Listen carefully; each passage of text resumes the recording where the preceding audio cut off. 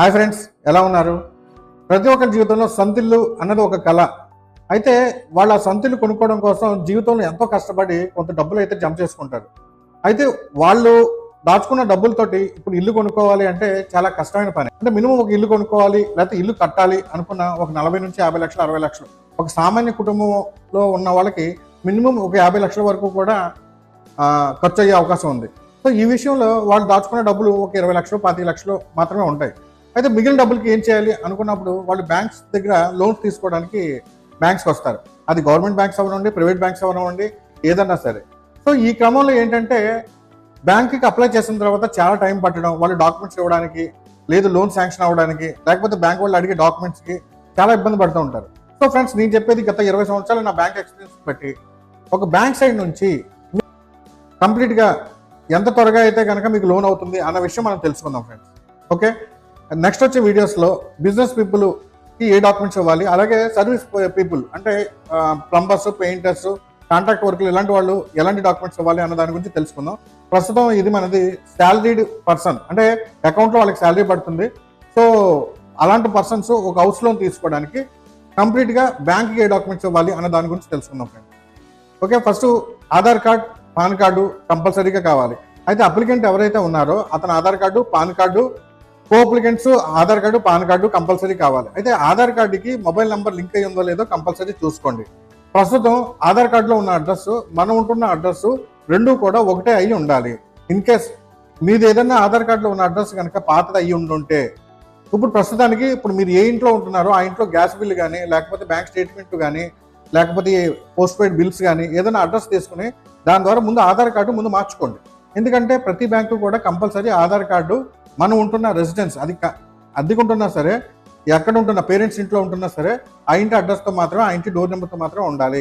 అది చాలా important sir.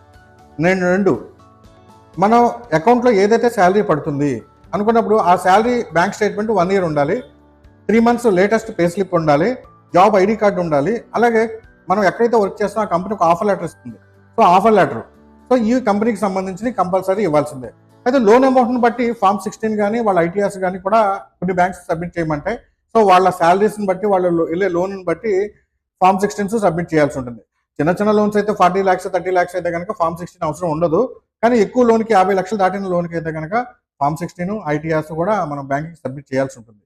Okay, next ఈ లీగల్ డాక్యుమెంట్స్ ఏం కావాలి?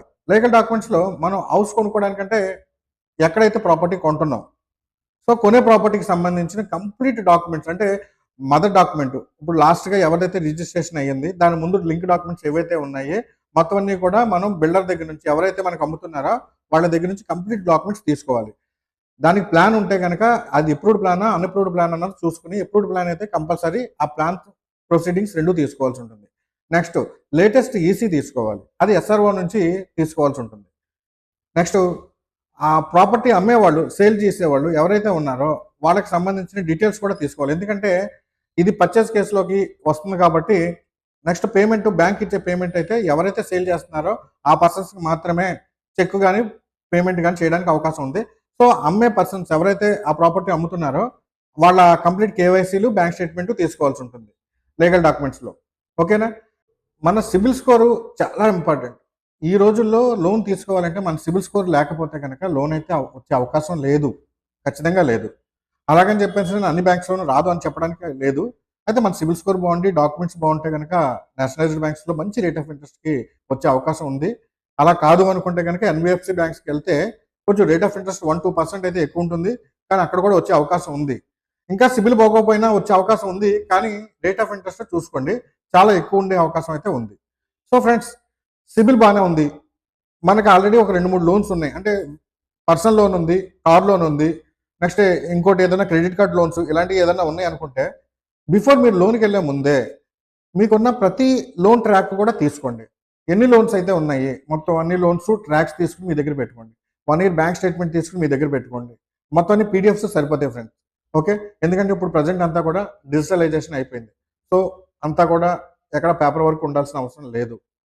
జాబ్ డాక్యుమెంట్స్ మనం సబ్మిట్ చేసినప్పుడు మినిమం జాబ్ ఎక్స్పీరియన్స్ వచ్చి 2 to 3 years ఎక్స్పీరియన్స్ ఉండాలి. ఫ్రెష్గా మనం last 3 months back job join అయ్యాము, సో ఇప్పుడు మనం వెంటనే హౌస్ కొనుక్కోవాలంటే అది అవకాశం లేదు ఫ్రెండ్స్. మినిమం బ్యాంక్ రూల్ ప్రకారం 3 ఇయర్స్ అయితే ఉండాలి. కొన్ని బ్యాంక్స్ అయితే 2 ఇయర్స్ కూడా కన్సిడర్ చేస్తాయి. గవర్నమెంట్ జాబ్స్ అయితే కనుక 1 ఇయర్ కూడా కన్సిడర్ చేస్తాయి. 3 ఇయర్స్ కనుక మీరు ఇదే కంపెనీలో వర్క్ చేస్తూ ఉంటుంటే మీకు offer letter last 3 latest pay slips ఇస్తే సరిపోతుంది. లేదు రీసెంట్‌గా ఒక 6 months back, 1 year back job change అయ్యాం. దీని ముందు వేరే జాబ్ చేసాము అనుకుంటే సో పాతది కూడా ఎక్స్పీరియన్స్ అండ్ రిలీవింగ్ లెటర్ మీకు ఉంటుంది. సో ఆ రిలీవింగ్ లెటర్ కూడా మీరు సబ్మిట్ చేయాల్సి ఉంటుంది. సేమ్ ఇదే కండిషన్‌లో హౌస్ పర్చేజ్ కాకుండా కొత్తగా మీకంటూ ఒక స్థలం ఉంది. ఆ స్థలంలో కన్‌స్ట్రక్షన్ చేద్దామని మీరు అనుకుంటున్నారు. సో కన్‌స్ట్రక్షన్ చేసేటప్పుడు ఏం చేయాలి? మన ఏదైతే ఖాళీ సైట్ ఉందో ఆ ఖాళీ సైట్‌కి సంబంధించి ఆ డాక్యుమెంట్స్ అన్నీ కూడా మనం బ్యాంక్‌కి సబ్మిట్ చేయాల్సి ఉంటుంది. లేటెస్ట్ ఈసీ కూడా దానికి సబ్మిట్ చేయాల్సి ఉంటుంది. అలాగే వాళ్ళు బ్యాంకర్ నుంచి వాళ్ళు లోన్ ఎలా రిలీజ్ చేస్తారంటే ఫస్ట్ బేసిక్‌గా మీరు ఫౌండేషన్ అన్నది కింద బేస్మెంట్ అన్నది కంపల్సరీ స్టార్ట్ చేయాల్సి ఉంటుంది. బేస్మెంట్ స్టార్ట్ చేసిన తర్వాత మాత్రమే బ్యాంక్ నుంచి లోన్ రిలీజ్ అవుతుంది. సో ఏంటి మనం ఒక 30 లక్షలు లోన్ అప్లై చేసాము. సో లోన్ మనకు శాంక్షన్ అయిపోయింది. శాంక్షన్ లెటర్ ఇచ్చేసారు 30 లాక్స్ అయిపోయినట్టుగా. కానీ మనకు లోన్ మొత్తం ఇవ్వట్లేదు ఏంటి అనుకుంటా ఉంటారు. కానీ హౌసింగ్ లోన్ కన్స్ట్రక్షన్ చేసుకునేటప్పుడు స్టెప్ బై స్టెప్ మాత్రమే మనకు లోన్ రావడానికి అవకాశం ఉంది. అంటే 3 స్టెప్ల కింద వాళ్ళు డివైడ్ చేసి లోన్ మీకు ఇస్తారు. ఫర్ ఎగ్జాంపుల్ ఒక 50 లక్షలు మీకు లోన్ శాంక్షన్ అయింది. ఫస్ట్ మీకు బేస్మెంట్ కంప్లీట్ అయిపోయిందంటే ఫస్ట్ 30% రిలీజ్ చేస్తారు. అంటే ఒక 15 లక్షలు రిలీజ్ చేస్తారు. ఈ 15 లక్షలతోటి మీరు బేస్మెంట్ అయిపోయింది కాబట్టి రిమైనింగ్ మీరు వాల్స్ కానీ సీలింగ్ మొత్తం పైన స్లాబ్ ఇదంతా కంప్లీట్ చేసుకుంటే నెక్స్ట్ ఒక 60% నుంచి 70% వరకు నెక్స్ట్ ఇవ్వచ్చు. లేదు మీరు ఇంకా తక్కువ కట్టారు అంటే 50% మీకు లోను రిలీజ్ చేస్తారు. సో 50% ముందు 30% ఇచ్చారు, ఇది 50%. అంటే ఒక 80% లోన్ రిలీజ్ అయిపోయింది. రిమైనింగ్ 20% ఏదైతే బ్యాలెన్స్ ఉందో కంప్లీట్గా మనం ఇల్లు ఫినిషింగ్ అయిపోయిన తర్వాత మాత్రమే థర్డ్ పేమెంట్ రిలీజ్ చేస్తారు. సో బ్యాంక్కి కావాల్సింది ఏంటంటే సీలింగ్స్ నీట్గా మార్బుల్స్ అవసరం లేదు ఫ్రెండ్స్. ఫ్లోర్ ఉందా లేదా, విండోస్ కిటికీస్ ఇవన్నీ కంప్లీట్ అయినాయా లేదా, సీలింగ్ ఉండక్కర్లేదు, నార్మల్ సీలింగ్ నార్మల్ పెయింటింగ్ ఉంటే సరిపోతుంది. సో ఈ ఫస్ట్ మీరు కంప్లీట్ చేసుకోండి. రిమైనింగ్ 20% వచ్చిన తర్వాత మీరు ఏదైతే సీలింగ్ చేద్దాం అనుకుంటున్నారో లేదా ఫ్లోర్ మార్చాలనుకుంటున్నారో విండోస్ కానీ కిటికీ మెయిన్ డోర్స్ కానీ ఏదన్నా కొంచెం ఫాస్ట్గా మంచి కాస్ట్లీగా చేయాలనుకుంటున్నారు. సో అలాంటివన్నీ కూడా మీరు తర్వాత మార్చుకోవచ్చు. ఓకేనా? కానీ మీరు ఎప్పుడు కూడా ఒకసారి పేమెంట్ వస్తుందని ఎక్స్పెక్ట్ చేయొద్దు. ఈ స్టేజెస్లో మీకు అమౌంట్ రావడానికి అవకాశం ఉంది. ఓకే ఫ్రెండ్స్, మీకు ఏదైనా ఒక శాలరీడ్ పర్సన్ తీసుకున్న వాళ్ళకి హౌసింగ్ లోన్ విషయంలో ఏదైనా సరే పర్చేస్ కానీ కన్స్ట్రక్షన్ కానీ ఏది విషయంలో అయినా సరే మీకు ఏదైనా డౌట్ ఉండి మీకు ఏదైనా నా సహాయం కావాలి అంటే ప్లీజ్ కమెంట్ చేయండి. నేను మీకు రిప్లై ఇస్తాను. అది ఏ బ్యాంకులో అప్లై చేస్తే మీకు త్వరగా లోన్ రావడానికి అవకాశం ఉంది, ఎంత రేట్ ఆఫ్ ఇంట్రెస్ట్లో రావడానికి అవకాశం ఉంది అన్నదాన్ని మీ సిబిల్ స్కోర్ మీద బేస్ అయి ఉంటుంది. సో అది నేను ఉంటే ఒకసారి నాకు తెలిస్తే కనుక నేను మీకు చెప్పగలుగుతాను. ఓకేనా? మీకు ఏదైనా డౌట్ ఉంటే మీరు కమెంట్స్ రూపంలో నన్ను అడగచ్చు. ఈ వీడియో మీకు నచ్చితే ప్లీజ్ షేర్ చేయండి, లైక్ చేయండి, సబ్స్క్రైబ్ చేయండి friends. Thank you. Next video మనం ఒక బిజినెస్ చేసుకునే వాళ్ళందరూ ఎలాంటి కేవైసీ డాక్యుమెంట్స్ ఇవ్వాలి అన్న దాని గురించి తెలుసుకుందాం. ఏంటి దానికి దీనికి ఏంటి అంటే కొంచెం డిఫరెన్స్ ఉంటుంది ఫ్రెండ్స్. శాలరీడ్ పర్సన్స్ ఇచ్చే కేవైసీ డాక్యుమెంట్స్ కానీ అలాగే బిజినెస్ పీపుల్స్ ఇచ్చే కేవైసీ డాక్యుమెంట్స్ కానీ కొంచెం డిఫరెన్స్ ఉంటుంది. Okay, thank you. జై హింద్.